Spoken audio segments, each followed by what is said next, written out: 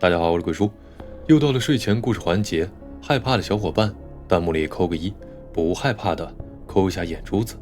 怪谈协会收录粉丝投稿的毛骨悚然的恐怖经历，以下都以第一人称讲述，切记千万不要夜里一个人看。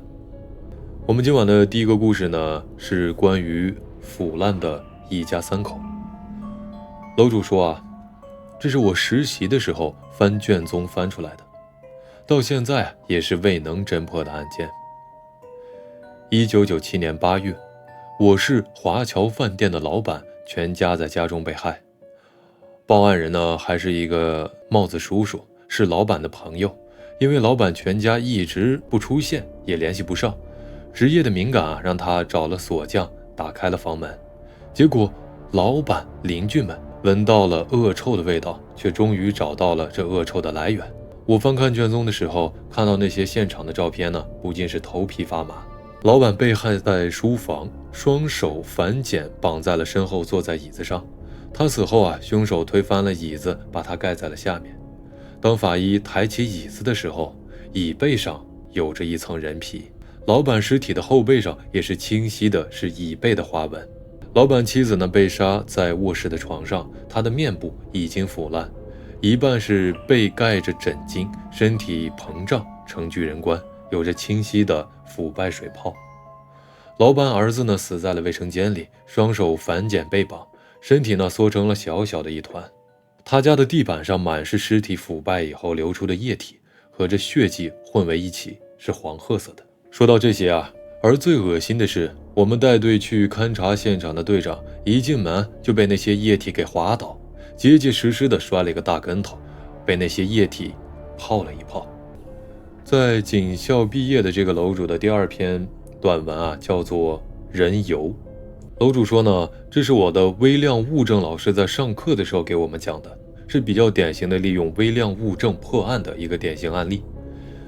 事故呢发生在沈阳，具体的时间应该是在1999年以前，因为是99年的时候老师给他们讲的，当时呢具体的年份老师没说。作案人大概是2个，楼主呢说也记不清了。总之就是报复社会，还外加抢了点钱。他们选择呢是对失足妇女下手，因为那些姑娘她们的流动性非常之大，对外的虚假信息也比较多，对她们下手呢相对是比较安全的。他们杀人后毁尸的方法是用王水，一样的案子做多了以后就容易被侦破。但是当时呢，警方怀疑到他们的时候，他们也感觉到了，就把泡过尸体的王水全部都给倒掉了。当警方找到他们毁尸灭迹的出租屋时，工具都已经被销毁。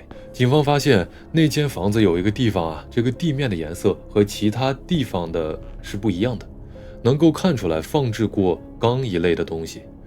于是呢，对那附近勘察的特别仔细，最终在墙上刮下了3颗米粒大小的黑色物体。老师呢讲了一些题外话，说是那2个人事后交代，他们第一次作案的时候啊，自己也吓得不行，把尸体放进了王水的缸子以后，尸体上下翻腾，并发出了奇怪的声音，冒着红光。他们说当时都快被吓死了。楼主说呢，当时自己也想象了一下，然后特别的觉得毛骨悚然。第3个啊，楼主讲的第3个是关于拼图。这是我法医系的同学在沈阳实习的时候参与的案件，时间呢应该是2002年，当时他在实习。因为刑侦和刑技系本科呢都是4年，而法医本科为5年，所以他实习的时候啊，我回学校去看了他，然后他讲了在沈阳当法医时候参加的案件，其中这个拼图的案件给我留下了极其深刻的印象，因为我太善于想象了。这也是一起因报复社会而残杀小姐的案件，而这次这个人选择的毁尸灭迹的方式为分尸外加水煮。楼主说呢，他一共杀害了7个人，在分尸以后，把容易和动物肉体混淆的部分拿出去丢掉。其实人的肉啊，分开看和动物是一模一样的，只要不是特征部位，这是我上法医课得出的结论。把特征明显的留下，然后用锅煮了。被侦破的起因就是终于有个捡垃圾的老头看到了他丢出去的肉，而感觉到不太对劲了，于是呢联系到了警方，化验以后啊是人肉，就在那个垃圾站附近的小区开始了严密的排查。第一次排查，他躲过了。第二次，打开门后看到了许多大锅一起在煮着东西，于是抓了一个现行。比较让我郁闷而且害怕的是，我朋友他们的任务是从那几口大锅里捞出来东西，挑着拼，结果拼着拼着拼成了7个人。当时就感叹，这专业的法医好些天都不太想吃肉了吧。然后再讲这个故事当中的第4个是关于腌肉。这是我上班以后经历的案件，不过没有经过我的手。这个案子在那个城市当时是非常的轰动，肯定有那里的人是记得的。他的外号如他那年代中的那些一样，俗气却又让人不乏联想，叫黑牡丹。他的女儿报案说他很久没回家了，因为这个黑牡丹也是长期在外厮混的人，只有很久了才会引起了女儿的恐慌。排查以后在时间上最后看到他的人说，当时呢他和缪某在一起，于是缪某自然成了重点的怀疑对象。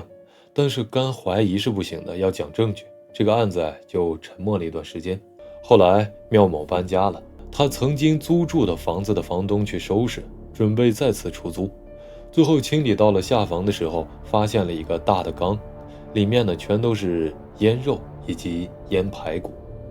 虽然缪某曾经经营过烧烤摊，但那样的地方发现了那样的东西，特别是用房东的话来说，这些东西呈现了橙色的怪异现象。房东当时就报了警，经检验符合那一切的恐怖设想，那骨头和肉都是人的。于是缪某被捕，在那缸肉面前说出了他杀了黑牡丹的事儿。而我们的同事有时候也会问，说你吃过他们家的烧烤吗？第5个故事是关于给死人盖楼。这呢是我给同学打电话，他给我讲的案子，发生在他们那儿的郊外。有段时间总是有旅游的人在郊外失踪，频繁失踪。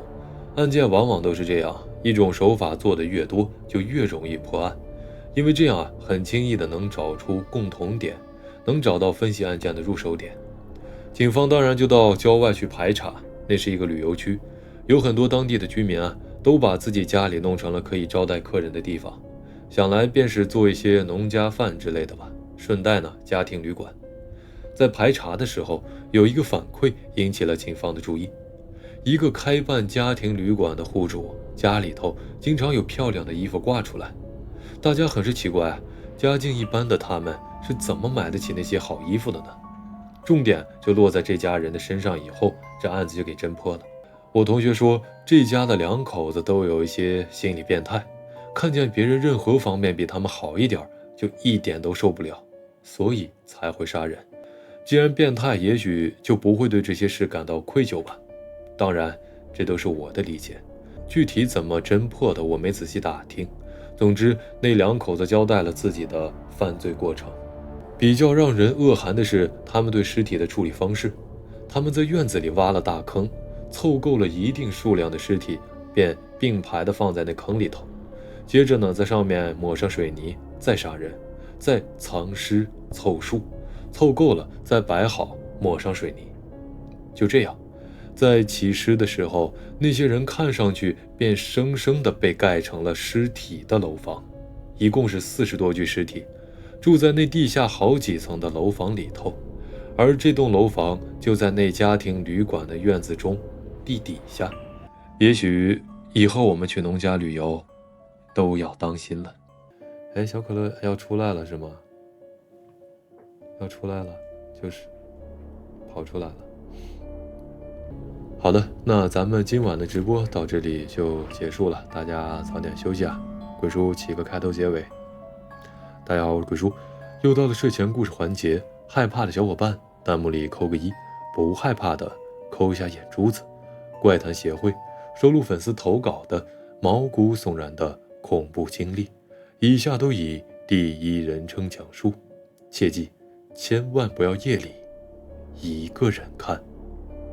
好的，本期结束，下期不见不散。大家早点休息咱们下周6晚上的9点半，我们直播里再见，拜拜各位。